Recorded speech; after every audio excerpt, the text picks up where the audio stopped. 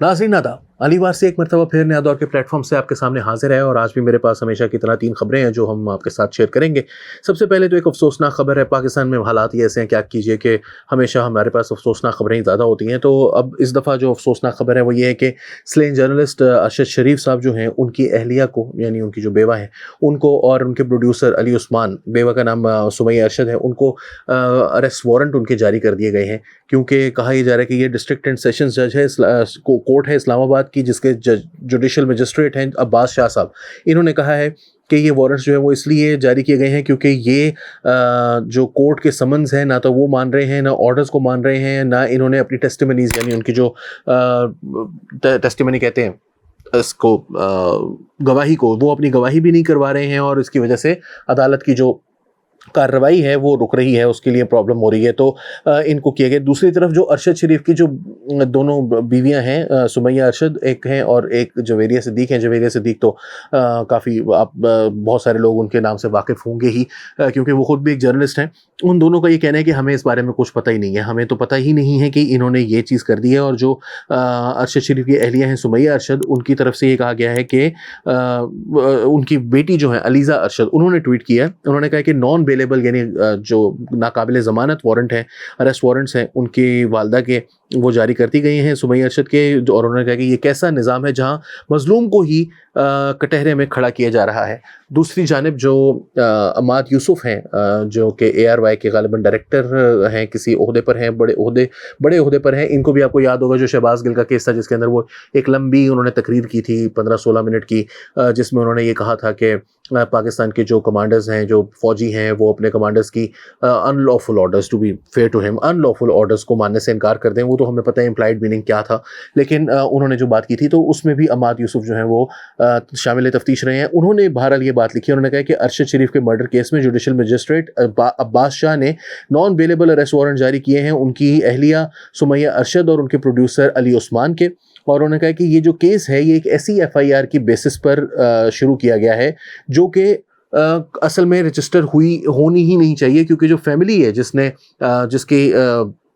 जिसका नुकसान हुआ है, जो अग्रीव पार्टी है, वो पहले ही कह चुकी है कि ये FIR जो है वो दुरुस्त नहीं है और इसके ऊपर हम नहीं प्रोसीड करना चाहते। वो FIR को तस्लीम नहीं करते, वो रिजेक्ट कर चुके हैं, मुस्तरद कर चुके हैं। लेकिन उनको ये भी नहीं पता, और फैमिली को, कि इस FIR की बेसिस पर केस भी जारी है। और उनको ये भी नहीं पता कि उनको कोई समन जारी हो चुके हैं, उनको ये भी नहीं पता कि कोई ऑर्डर हुए हैं उनके खिलाफ, उनको ये भी नहीं पता था कि उनके कोई अरेस्ट वारंट जारी हो चुके हैं। ये सारी खबरें उनको मिली हैं मीडिया के जरिए, उनको इस बारे में कोई इल्म नहीं है। और ये भी एक बड़ी मज़ेदार बात है कि सुप्रीम कोर्ट जो है वो ऑलरेडी एक सू मोटो केस सुन रही है अरशद शरीफ ही के कत्ल का, लेकिन साइमल्टेनियसली जो निचली अदालत है उसके अंदर भी एक केस चल रहा है। सुप्रीम कोर्ट के अंदर हम जानते हैं कि उनके जो फैमिली है, उन्होंने शौकत अजीज़ सिद्दीकी साहब, जो कि इस्लामाबाद हाई कोर्ट के जज थे, जिनको साकिब निसार साहब ने निकाल दिया था क्योंकि उन्होंने ISI के खिलाफ जो है वो एक तकरीर की थी। ISI के खिलाफ नहीं, मतलब जनरल फैज़ हमीद के खिलाफ उन्होंने एक तकरीर के अंदर ये बात की थी कि ISI के जो DGC हैं, DG काउंटर टेररिज्म, वो आकर मेरे से उन्होंने नवाज शरीफ के खिलाफ केसेस में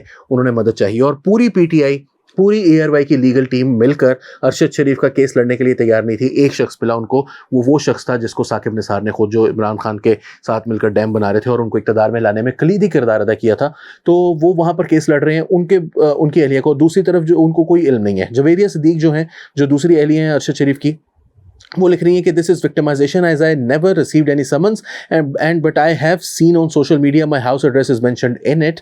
उन्होंने कहा कि ये भी एक विक्टिमाइजेशन है, हमें ही प्रोसिक्यूट किया जा रहा है क्योंकि मुझे कोई समन मौसूल नहीं हुआ, ऑल्दो मेरा जो एड्रेस है वो बिल्कुल ठीक है। दिस इज़ हरासमेंट, ये हरासानी है, and another attempt to silence the family of slain journalist Arshad Sharif, और एक और कोशिश है उनके ख़ानदान को खामोश करवाने के लिए। और उन्होंने कहा कि ये प्राइवेसी ब्रीच भी है, बार बार मेरी पर्सनल डिटेल्स जो है वो सोशल मीडिया पर शेयर की जाती हैं। Our case is in supreme court, why there is a need of parallel case in lower court. तो ये क्यों किया जा रहा है? देखें, आप अच्छी तरह जानते हैं, मैंने पहले भी अरशद शरीफ के बारे में बात की, इस प्रोग्राम के अंदर भी, इस प्लेटफॉर्म से भी, और इसके अलावा भी दूसरे प्रोग्राम्स के अंदर। I am not a big fan of Arshad Sharif journalism, but at the same time एक बंदा मर गया है, उसके साथ इतना जुल्म तो नहीं होना चाहिए कि उसके फैमिली को भी आप माफ़ करने के लिए तैयार नहीं है।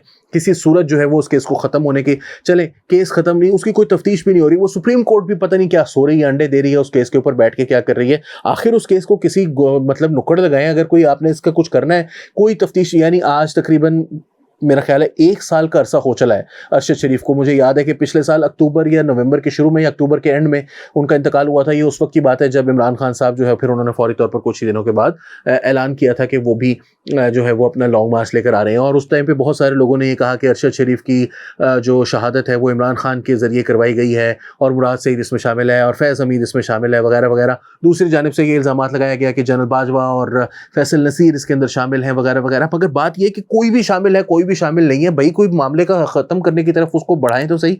अगर आपने यही करना है तो फिर, और ये जो अब्बास शाह साहब हैं, ये जज साहब जो भी हैं judicial magistrate, I don't know कि ये किस तरह से अदालतें चलती हैं हमारी, किस तरह से इनके सारे प्रोसीडिंग्स चलती हैं। एक बंदे को समन मौसूल ही नहीं हुआ, समन्स के ऑर्डर्स मौसूल नहीं हो रहे, उसको ये नहीं पता कि केस चल रहा है, FIR को वो तस्लीम नहीं करता, सुप्रीम कोर्ट में केस चल रहा है मगर ये केस चले जा रहा है, इसमें समन जारी हुए जा रहे हैं, इसमें ऑर्डर पे ऑर्डर हो रहे हैं, इसमें अरेस्ट वारंट नॉन बेलेबल जारी हो रहे हैं। This is not normal, this is not okay and this is not, जिसे मैं असल जो अल्फाज में लफ्ज़ में इस्तेमाल करना चाह रहा हूँ कि ये क्लियरली नाइंसाफ़ी हो रही है।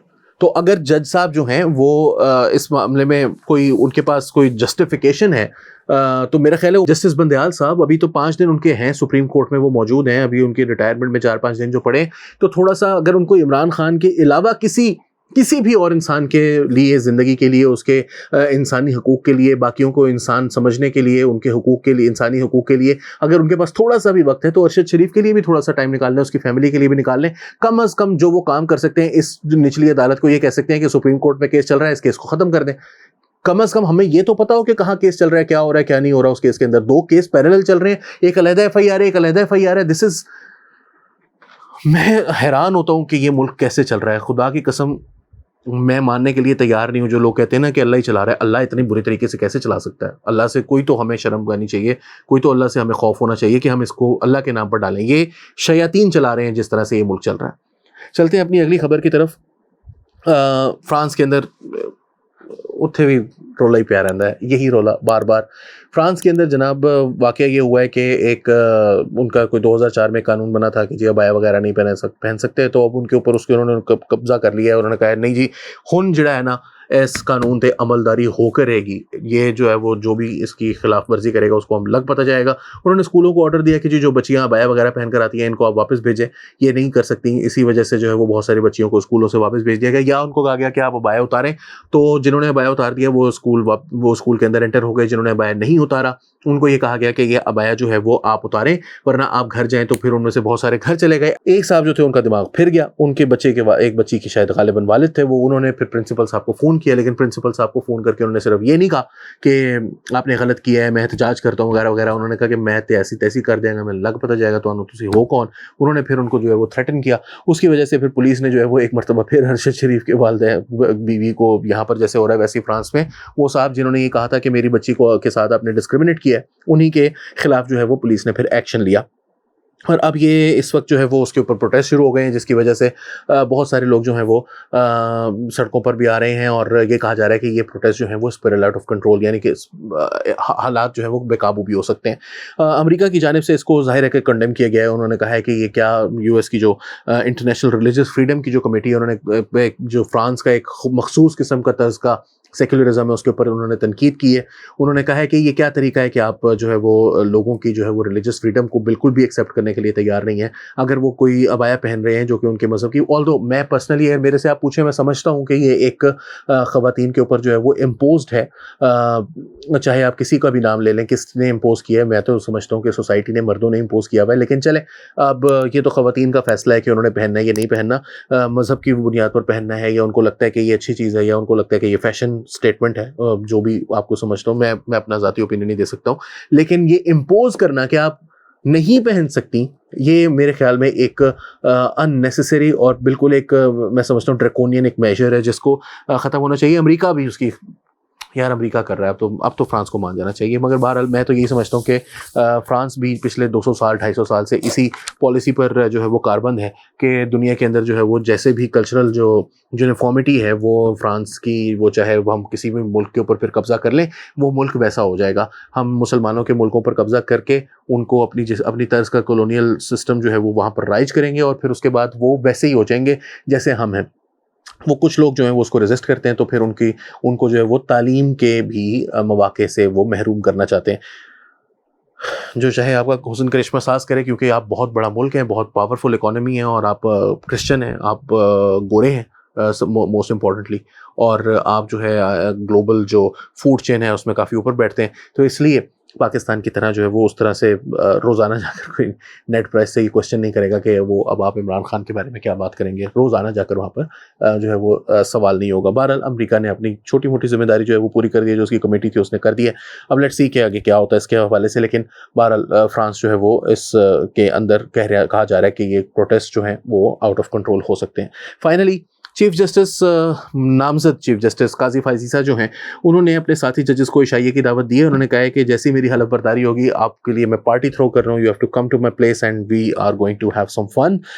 उसमें जो 16 सितंबर को मौजूदा चीफ जस्टिस साहब जो हैं वो अपनी मुद्दत पूरी कर लेंगे, वो रिटायर हो जाएंगे। काजी फाइजीसा जो है वो फिर 17 तारीख को, और उन्होंने जस्टिस बंदयाल साहब को भी मदऊ किया है। मैंने ये खबर सिर्फ इसलिए दी है कि मैं ये समझता हूँ कि काजी फाइजीसा साहब जो हैं उनके आने से जो सुप्रीम कोर्ट है उसके माहौल में जो बहुत सारे लोग समझ रहे हैं कि जी 3 तरह की सोचें, तो वो पहली जो है वो ज़्यादा प्रीडोमिनेंट है। पहली ये है कि काजी फाइजीसा जब आएगा तो लग पता जाएगा, वो तो इमरान खान को भी तुन देगा और जो सारे जजेस हैं जो इमरानदार हैं उनको भी निकाल देगा और पता नहीं क्या हो जाएगा। मेरा ख्याल है ये बिल्कुल बेवकूफ़ाना सोच है। दूसरी सोच है कि जी काजी फाइजीसा साहब जो हैं वो बंदयाल से भी ज़्यादा जो है वो एंटी एस्टेब्लिशमेंट होंगे। ये भी मेरा ख्याल है कि सोच दुरुस्त नहीं है। मैं ये समझता हूँ कि काजी फाइजीसा साहब जो हैं वो अपनी अथॉरिटी को असर्ट करेंगे।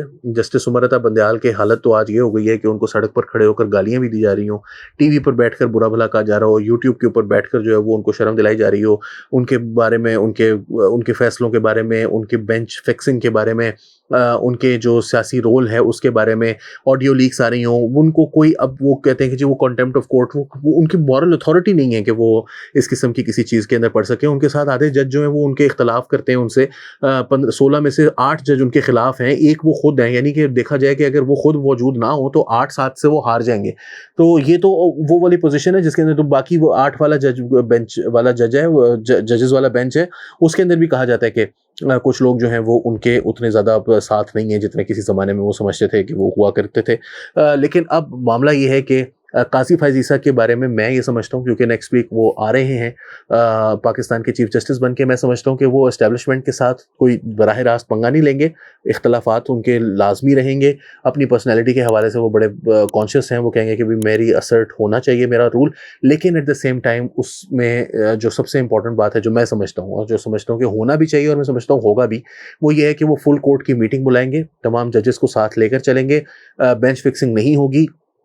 जो 1843 के हवाले से हुकूमत की जो एक बनाई गई है, एक कानून बनाया गया है कि उसमें टॉप 3 जजेस जो हैं वो बैठकर फैसला करेंगे, जिसमें एक बंदयाल साहब के लिए मसला था क्योंकि उनके जो अगले 2 जजेस थे, जस्टिस सरदार तारिक मसूद और जस्टिस काजी फाइजीसा, वो दोनों ही जो है वो उनके साथ इत्तफाक नहीं रखते थे। काजी फाइजीसा साहब को इसमें कोई ख़तरा भी नहीं है, वो बना सकते हैं, वो करेंगे। जो बेंच डिसाइड करना है वो तो या तो जैसे जस्टिस मंसूर अली शाह ने लाहौर हाई कोर्ट में किया था उस तरफ जाएगा, या मामला जो है वो 3 जजेस के ऊपर आएगा, तो रोस्टर भी जो है वो डिसाइड ठीक तरीके से होना शुरू होगा, जिसकी वजह से एक मोरल अथॉरिटी जो है वो अदालत की बहाल होगी। मैं समझता हूँ कि पॉलिटिकल मैटर्स के अंदर काजी फाइजीसा की अदालत के दौरान कम इंटरफियर किया जाएगा। पब्लिक गुड के लिए वो इफ्तिखार चौधरी के रास्ते पर चलेंगे, लेकिन साकिब निसार के रास्ते पर नहीं चलेंगे, और पॉलिटिकल मामलात में साकिब निसार और इफ्तिखार चौधरी दोनों के मामला के रास्ते पर नहीं चलेंगे। अगर वो नहीं चलेंगे, कुछ चीज़ें तो बहुत ज़रूरी हैं, कॉन्स्टिट्यूशन की जो वायलेशंस हैं 90 दिन के इंतखाबात के हवाले से या दीगर, या जो भी लिमिटेशंस के बाद अगर कोई 90 की जगह जो है वो 120 दिन होते हैं, 130 दिन होते हैं, वो वहाँ तक की बात और है। लेकिन इससे ज़्यादा वो पॉलिटिकल मैटर्स में मुझे उम्मीद है और मेरी ख्वाहिश है कि वो इंटरफियर नहीं करेंगे, जिसकी वजह से अदालत का जो वक़ार है वो बहाल होगा। अदालत का वक़ार बहाल करने के लिए कोई एक जज, वो ज़रूरी नहीं है कि वो इमरान खान को एक तरफ तुलने या जो है वो नवाज शरीफ को जो है वो दीवार से लगाए। एक ऐसा शख्स जो कि दोनों को दीवार से ना लगाए, शायद वही वो शख्स होगा। हो सकता है इसमें कुछ लोग कहें कि जी नवाज शरीफ की दफ़ा तो सारे जज इकट्ठे हो गए थे, नवाज शरीफ के ख़िलाफ़ इमरान खान की दफ़ा काजी फाइजीसा जो है वो उसको जो है वो दीवार से लगाने में पूरी तरह से मददगार साबित नहीं हो रहे। तो वो ना हो, क्योंकि कहीं ना कहीं से तो जो प्रोसेस है इसकी दुरुस्तगी का अमल शुरू होना होगा। तो ये बहुत अच्छी उम्मीदें हैं हमारी काजी फाइजीसा साहब से। अब देखते हैं कि वो इन पर पूरा उतरते हैं या नहीं। अली वारसी को बहरहाल नया दौर के प्लेटफॉर्म से आप इजाज़त दीजिए। अब आपसे मुलाकात होगी जुमेरात को। आदाब।